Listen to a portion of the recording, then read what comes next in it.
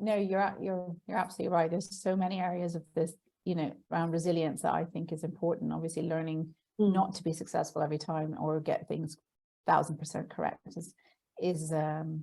is hugely important for our kids, because life isn't going to be 100% accurate or right in any way, as we all know. And I think making sure, and that's what I think the beauty of STEM subjects is, and I don't know if we appreciate that fully, because you're not really sure what you're trying to get to when you first start out. You might have a hypothesis, but the idea is to work out whether or not your thought process or your ingredients or your idea around that is actually going to do anything or not. And if it doesn't do anything, great, you get to go back and do it again. And I think that is such a lovely way to bring that message around.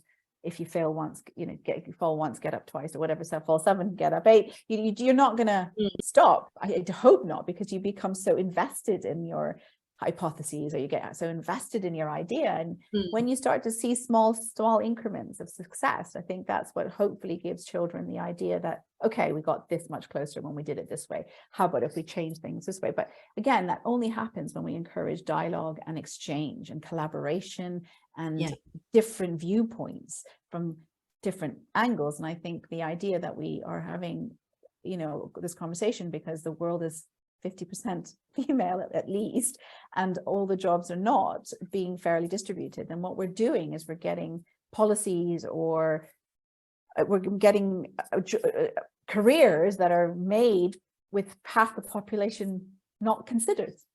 Yeah. And that, I think, is obviously the main thing for educators to think about, is we're really not serving our children fairly if we aren't letting them see how important their opinion is.